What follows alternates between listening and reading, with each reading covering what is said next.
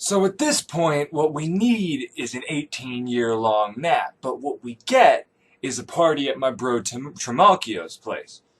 The Trimalchio, I don't know how we're friends exactly, because I'm pretty high, like, all the time, but this guy is rich. Like, dude is rich. Like, God is a pauper compared to this guy. God is like the guy who they pay to clean up, like, the little bits of fried batter and people's fingernails and shit on the floor at Popeye's Chicken compared to this guy. We show up at his house, and everybody is hanging out, playing some kind of ball game.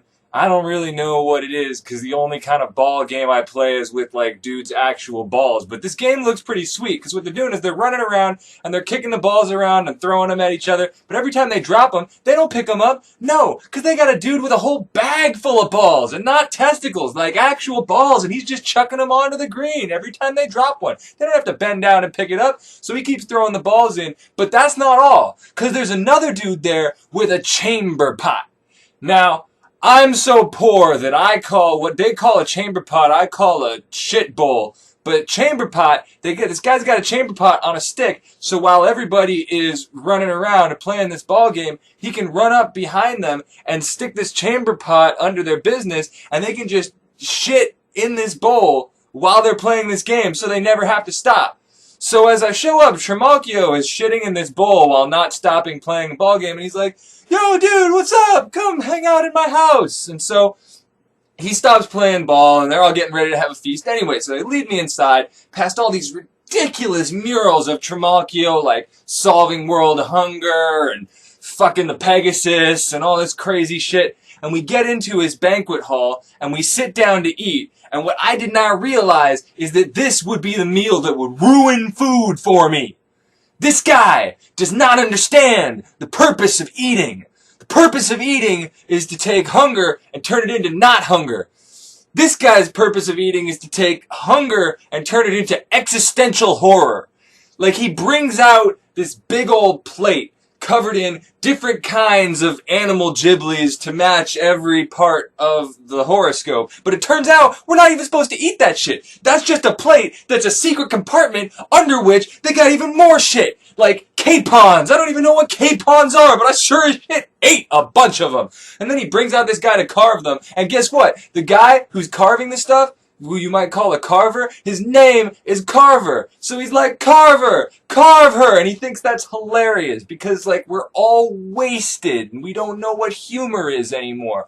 But so then we eat all that stuff, and then we eat more stuff and more stuff and more stuff. This guy does not seem capable of serving a course at a meal without it being a fucking prank. There was the thing with the horoscopes, and then, like, he has his cook bring out a pig, and he gets mad at the cook for not gutting the pig, and so he makes the cook gut the pig. Like, he strips him naked, and he humiliates him, and he's like, "Fucking gut that pig," and then he guts the pig, and then all these sausages and cakes and shit fly out, and he's like, "Ha ha, I fooled you, ha ha, you're naked, you're my slave, I can do whatever the fuck I want to you."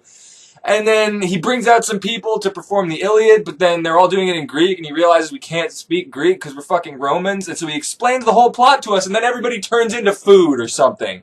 I don't even... At this point, I don't want to eat, but we eat like 27 fucking courses.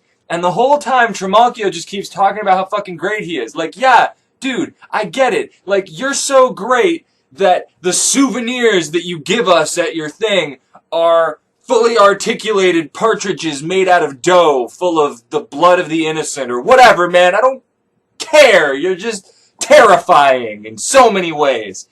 But so finally, after the final course, he's like, "Let's take a bath." And we're Romans, so we know that a bath is actually a code word for we all put our penises in each other. And I have eaten far too much food to have sex at this point. And I don't want to have sex with any of these other people who have been eating all this food either, because some of the food we ate, pretty fucking gross. Like, every kind of intestine we had. Just 100% of the intestines. So I'm not down. So me and Ace and Giton all start trying to sneak out. But Ace, fucking clumsy asshole, comes around the corner, gets the shit scared out of him by a dog, flies over the edge of the balcony into this pit of cold water, and meanwhile, I'm scared of a dog I thought I saw, because I'm high as shit, as I might have explained before. So I fall down there too, and Giton, meanwhile, throws all the food we looted from the place to the fucking dog. I mean, on the one hand, good job, Giton. On the other hand, that was a lot of food. On the third hand, and yes, this situation is weird enough to deserve a third hand, I don't think I can ever eat any other food ever again in my life, so I don't know what I was going to do with that. So, the porter helps us back out, and now we're so cold from the water that we figure we have to take a bath. So we go into the bath, and Trimalchio is in there, and everyone else is in there, and they're all playing grab ass and playing these weird yoga games and shit.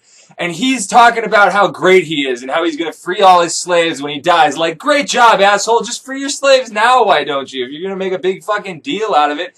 But so he keeps telling everybody how great he is, and telling them all the shit that he's left them in his will, and it finally occurs to me, around the point that Trimalchio starts staging his own funeral and asking us to say nice things about him at his funeral while he pretends to be dead, around that point it occurs to me that Trimalchio is actually just a deeply sad person. Just deeply, incredibly sad. Because all he's done is he's just invited all of these strangers, like, I don't know who he is, he's just invited us all over to his house, fed us a bunch of fantasy cuisine, and then with the hopes that we'll say nice things about him at his funeral. So he seems deeply sad, but then I realized that this guy has, like, more money than the entirety of the rest of the world put together and multiplied by a gajillion. So all of my sympathy just evaporates. Around the time that Trimalchio calls in all of his trumpeters and has them blow him a funeral song so loud that everybody in the neighborhood thinks the fucking neighborhood is on fire. They call the cops. The cops all bust in. And I'm like, fuck this. This is the second orgy I've been at today that's been busted up by the cops. I am leaving. So me and Ace and Giton all bust out onto the street. And the rest is a story for another time.